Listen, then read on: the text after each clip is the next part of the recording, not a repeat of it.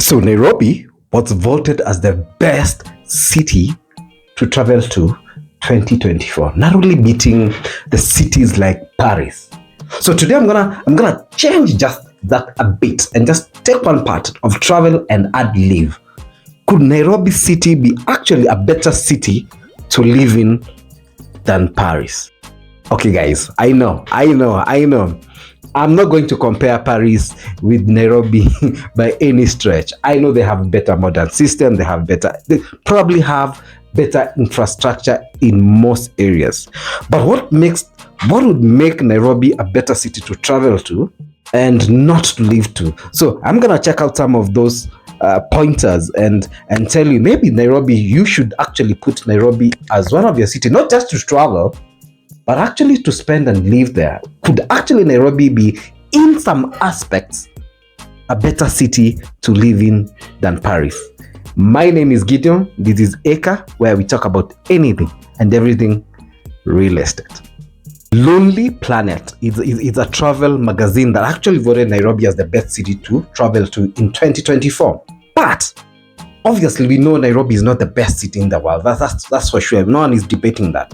But what if you wanted to travel to an African country but has some modern touches and that you can actually live in and enjoy something a little bit different? So today I'm gonna share with you 4 pointers that I think is why you should consider staying, not just traveling to, but living in Nairobi.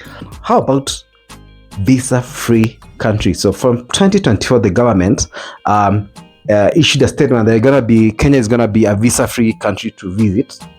This is right from the government. So you have to pay $30 for you to come visa-free to Kenya. Okay, seriously. Number 2. Okay, guys, with all due seriousness, the real reason why you should come to Nairobi, and the reason why, it's gonna be real estate. That's all this channel is about. It's real estate. Yes. This is what I'm going to tell you. Of course, Paris is gonna have better, probably, apartments and houses. I'm not going to debate on that. But what I can tell you, the monthly rent for Paris, you can check that on Google, is actually 1,200. That's a very, very normal apartment, if I might use that word. However, for the same amount of money, which is almost 180,000 Kenya shillings, you will be living in the lap of luxury in Nairobi apartment. I'm telling you. So you're gonna have a gym, you're gonna have a heated water swimming pool, all the 9 yards. So why, instead of spending the 120,000 on a very normal apartment, I imagine in Paris, why not come to Kenya, go to Westlands, Kileleshwa, and just live at one of the best apartments? Let me even put it this way. You can live in a luxury apartment in Kenya for almost $600. From $500 to $600, you would have one of the best apartments you can check out. The average housing in Paris, I checked, it's actually around $3,000. In Kenya, for the same amount, you're living next to America and the French embassies right here in Modaiga or Karen. Like, you are living in the lap of luxury. So yes, I think that's one of the main reasons why you can actually live in Kenya, is that the options of apartments and housing and the places that you live here are actually is wide. You can go from the outskirts of Nairobi and just live like a king, or near Nairobi where it's slightly expensive, as I said, $500 or $600, and live in an apartment that has heated pools and all these, and next to a lot of stuff that is in Nairobi. So yeah, for the price you're gonna be paying in Paris, I would bet in Kenya you can actually live like a king. So one of the really, really key points on why you should actually live in Nairobi is the housing or the real estate. Even if you're looking at it in terms of purchasing, you're gonna get, for $150,000, you're getting a 4-bedroom mansionette in a really, really cool area. So that factor is, I'm gonna bundle it up in a couple of other things. It's just Nairobi has so much to do. I know it gets said over and over, Nairobi is the only city with a national park. Just leave the park alone, yeah?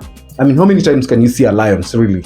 Okay, a couple of times. But how about a 1,000-acre hiking place just in the middle of the city? Did I say city? In the middle of the city, rather, right? How about a couple of other places I know on the top of my head? You can just go and relax. It's green. Nairobi has a lot of greenery, right? Leave that even greenery alone. Let's say you're a social person. Places to go, restaurants, hiking. You can go to restaurants. Nairobi has so many restaurants. In fact, I usually say the reason why our own local food tastes really bland is because we have all other cuisines around the world in Nairobi. So there's so much to do, so many social activities. You can hike. If you don't like hiking, the restaurants, there's enough social life. There's just so much to do in Nairobi. And I would even bet for the amount of money that you actually pay, for example, to going for a restaurant would be a fraction of what you'd have to pay in Paris. Does Paris have probably the better cuisines? Probably. But what about coming to Kenya where you can have maybe eat for a fraction and for food that is not maybe better than what is in France, but equally something that is equally good, because we have French restaurants, we have Thai restaurants, we have Nigerian, Ghanaian, we have all sorts of restaurants and places to do. There's so much social activity, book reading, festivals, jazz festivals, running. Like there's a part of everything. Nairobi is a part of all nationalities, I would think. Now that we even have the UN headquarters is actually right here in Nairobi. Last point is for any person in the diaspora, especially coming from an African people of the African heritage or origin in the diaspora. I hope I've said that right. You know, Kenya is a really nice place to come in right now, because you have a predominantly African city where you can have a bit of modern touches. You don't have to feel like, you know, I want to be as blankly as possible. Yeah, you will not be discriminated. Yes, there's a lot of discrimination out there. That's really true. So for the African diaspora, African American, African British, African Barbados, from Jamaican, for all diaspora African, I think Kenya is a really nice spot to just come and chill. It can actually be your base for you to travel to other African countries where you just have somewhere permanently you come and you stay while you actually visit other African countries.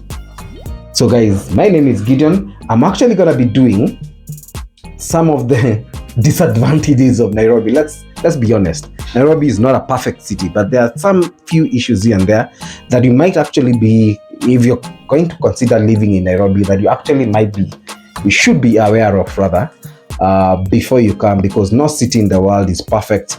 My name is Gideon. Check out the next other videos that I've done about Nairobi. This is Acre, where we talk about anything and everything real estate.